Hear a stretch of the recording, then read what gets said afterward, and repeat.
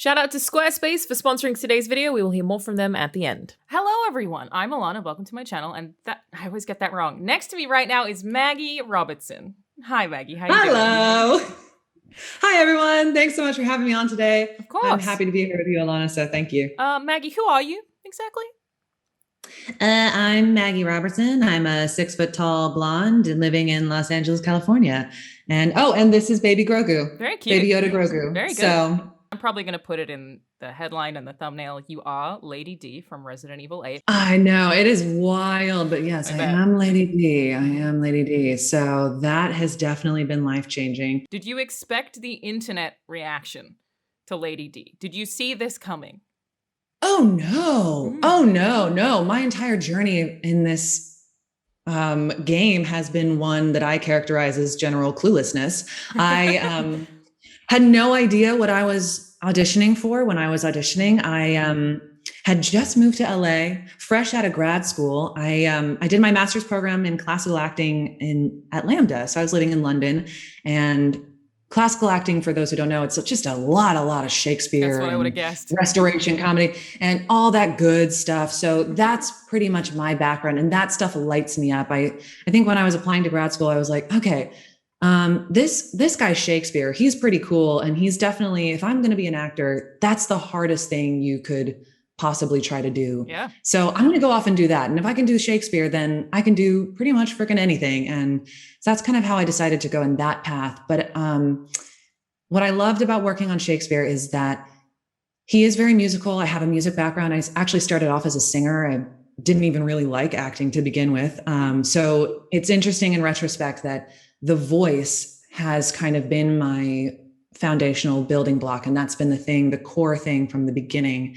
And now the fact that I've fallen into voiceover, the world of voiceover, is just so serendipitous and feels like, oh, of course, obviously this is where I was meant to end up. This is what I was meant to be doing. Duh. But yeah, what was your question? First, I was going to say you're correct that Resident Evil as a franchise probably couldn't be more different to Shakespeare. There's a bit of contrast there, I think. There's contrast. There's contrast for sure, but actually I think the realms of sci-fi and fantasy, because they are also heightened spaces, and Shakespeare is all about these heightened worlds where you're playing kings and queens. And okay, well, some countries have those, but America doesn't have those. And so you're living in these life or death circumstances, and you're having to endow these crazy heightened experiences and make them seem real and palatable, and you're using heightened language. So it's all kind of operating within these extremes. And I feel that sci-fi fantasy work, especially the horror genre, that's incredibly heightened. So it's a really fun world to play in because you just get to go to all of these different extremes as an actor, and it's super duper fun. I love Shakespeare, for the record. I have a Shakespeare tattoo. Huge fan. So I can imagine that would be exhausting, but very girl. The question, though, was actually, good. Did you expect the internet reaction?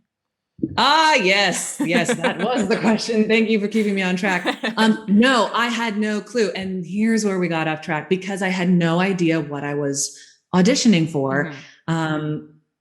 No, I had absolutely no clue. I was just fresh out of grad school, had moved to LA in 2019. I actually booked this job a couple of maybe 6 months after I moved to LA, which is mind blowing.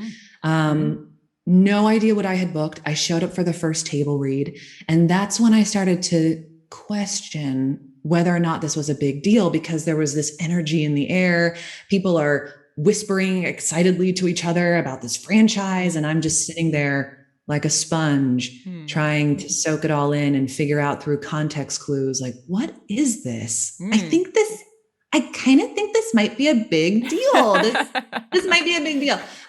So yeah, and then I went home after that initial table read, and I hadn't received any of my paperwork before that point, and I hadn't received the script before that point. So then I just went home afterwards and tried to figure out through context clues what freaking game I was in, and then figured out that it was Resident Evil, and my mind was blown. I'm not a gamer myself, but even I had heard of Resident Evil. And so that's when I started to become aware of just the scope of what this project meant, the scope of what I had just booked. It's definitely the biggest thing that I've booked to date.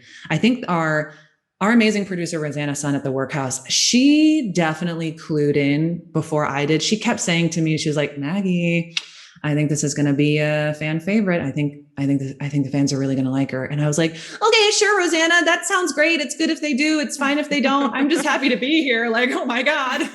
And then you ended up being probably one of the most fan favorite characters of the entire franchise very quickly. Very, very quickly and totally unexpectedly. Yeah. And yeah, it was so bizarre doing that in the midst of a pandemic. Yeah.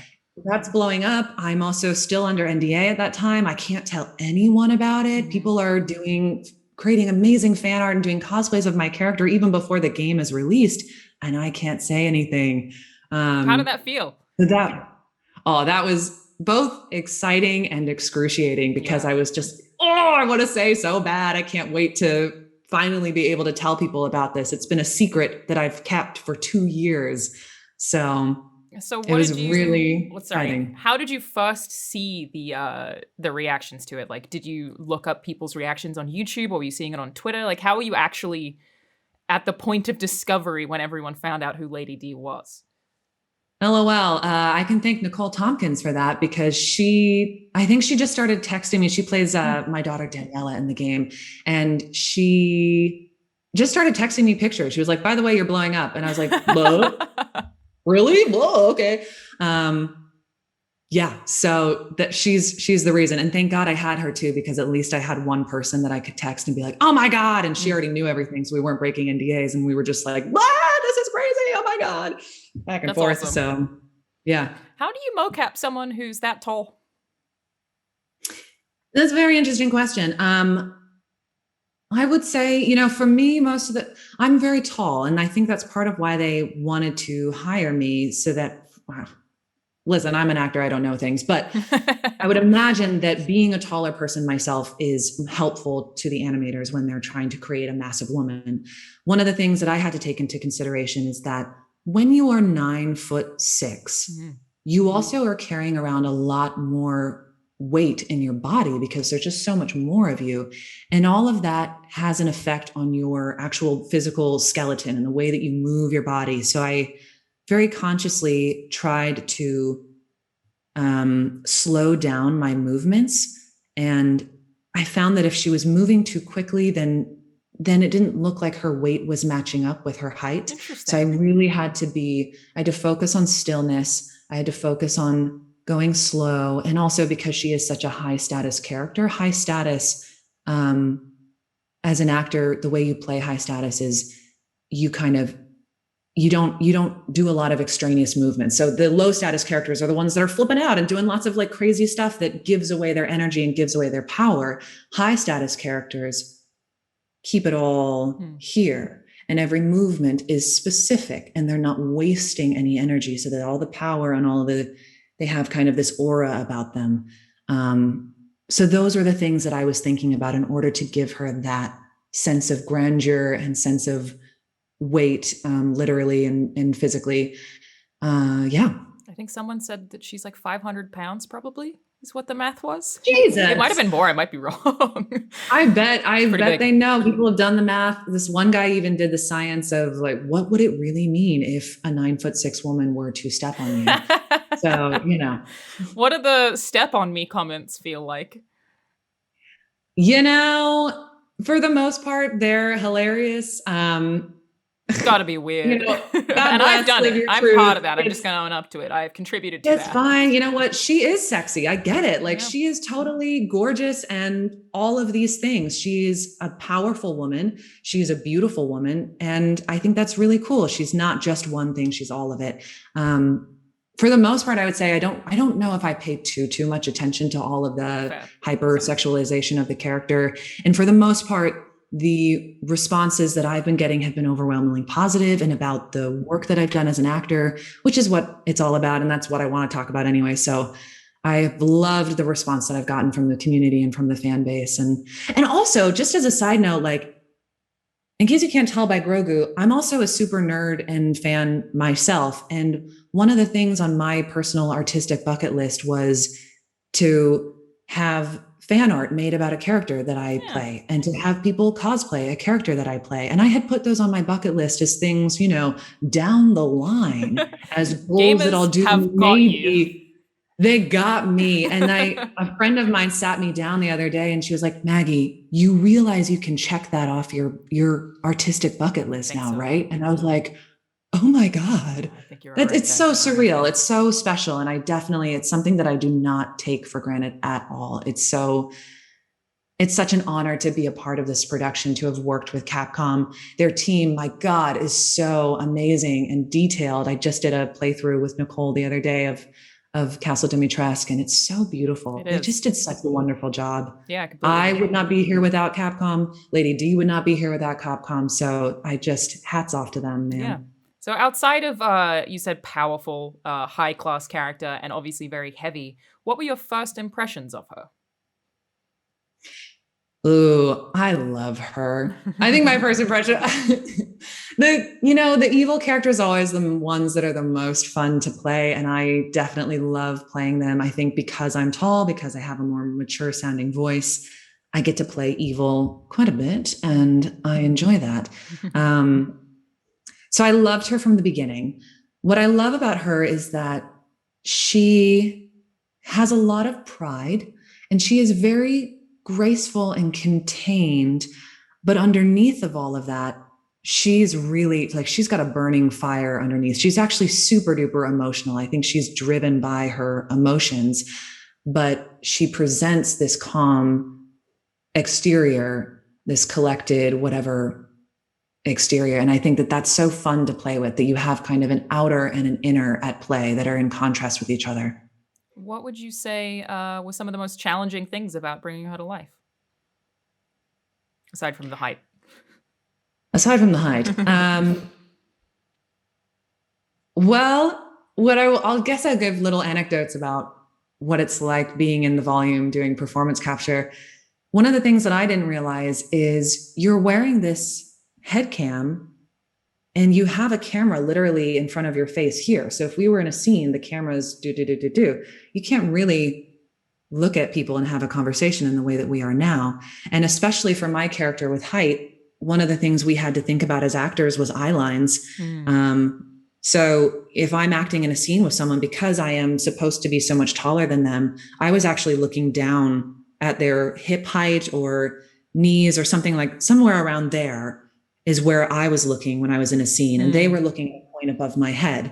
So we're doing scenes together and having dialogue going on between us, but we're actually not even looking each other in the eye. That's tough.